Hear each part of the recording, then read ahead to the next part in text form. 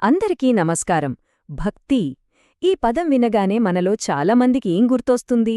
గుడి, పూజలు, దేవుడికి దండం పెట్టుకోవడం అంతేనా? కాని నిజంగా భక్తి అంటే ఇవి మాత్రమేనా?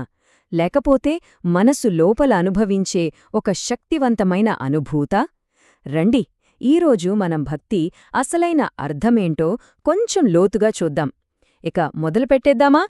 ఒక్కసారి ఆలోచించి చూడండి. మనం రోజూ చేసే పూజలు, ఆచారాలు వీటినే భక్తి అనుకుంటున్నామా? కేవలం గుడికి వెళ్లడం, కొన్ని కర్మకాండలు పాటించడం ఇదేనా భక్తి?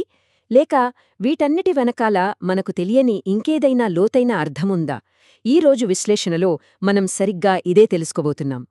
ఇక్కడ మనం అర్థం చేసుకోవాల్సిన మొట్టమొదటి చాలా ముఖ్యమైన పాయింట్ ఒకటుంది.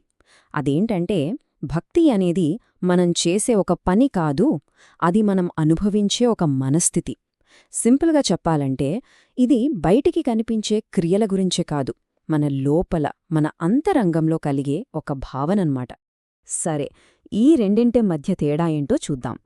కార్యం అంటే యాక్షన్, ఇది మనం బయట ప్రపంచానికి చూపించేది. కాని మనస్థితి అది మన లోపల నెమ్మదిగా చాలా జాగ్రత్తగా పెంచుకోవలసిన ఒక భావన.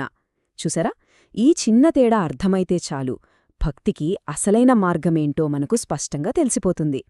అంటే ఫైనల్గా భక్తికి అస్సలైన నిర్వచనమేంటి? అది పరమాత్మ పట్ల మనకుండే పూర్తి అంకితభావం. ఇది ఏదో ఒక క్షణంలో చేసి వదిలేసే పని అస్సలు కాదు. ఇది మనస్సులో నిరంతరం కంటిన్యూస్గా కొనసాగే ఒక గొప్ప అనుభూతి. ఓకే, భక్తి అనేది ఒక మనస్థితి అని మనకు అర్థమైంది. అంత బాగానే ఉంది. కానీ అంత గొప్ప మనస్థితిని మనం సాధించడమెలా? దానికున్న మార్గమేంటి? సింపుల్, మన అంతరంగాన్ని శుభ్రపరచుకోవడం. మరి ఆ శుద్ధికి దారితీసే మార్గాలు ఏమున్నాయో ఇప్పుడు చూద్దాం రండి. ఇక్కడ కొన్ని మార్గాలున్నాయి చూడండి. జపం, తపం, యజ్ఞం, యమ నియమాలు, యోగం, స్వాధ్యాయం. అబ్బో, ఈ లిస్టు చూడగానే అవే ఇవే భక్తి అనుకుంటే పొరపాటు చేసినట్లే. నిజానికి ఇవి మన ఫైనల్ డెస్టినేషన్స్ కానే కావు. మరివేంటి? ఇవన్నీ మన మనస్సు అనే అద్దాన్ని శుభ్రం చేయడానికి వాడే టూల్స్ లాంటివి అన్నమాట. అవును, మనసును భక్తికి రెడీ చేసే పరికరాలు మాత్రమే ఇవి. అంటే ఈ టూల్స్ యొక్క ఏకైక లక్ష్యం ఏంటంటే మన మనసులో పేరుకుపోయిన మురికిని, అంటే కోపం, అసూయ, అహంకారం ఇలాంటి వాటన్నిటిని తీసేయడం. ఎప్పుడైతే మన మనసు అద్దంలా స్వచ్ఛంగా, క్లియర్గా మారుతుందో అప్పుడే కదా నిజమైన భక్తికి దారులు తెరుచుకుంటాయి. రైట్, ఇప్పుడు మనసు శుభ్రపడింది. ఇక నెక్స్ట్ స్టెప్ ఏంటి? భక్తిలో అత్యున్నత స్థాయికి చేరుకోవడం. అదే సంపూర్ణ సమర్పణ. మరి సమర్పించడం అంటే ఏంటి? డబ్బు, బంగారం, కొబ్బరికాయలు ఇవా? కానే కాదు. అసలు విషయం అంతకంటే చాలా చాలా లోతైనది. మనం మన జీవితాన్ని నిరంతరం సమర్పిస్తూనే ఉండాలి. ఈ సమర్పణ అనేది మన అస్తిత్వంలోని ప్రతి భాగాన్ని టచ్ చేస్తుంది. అది కూడా 3 స్థాయిల్లో. అవేంటో చూద్దాం. మొదటిది, మనం చేసే పనులు.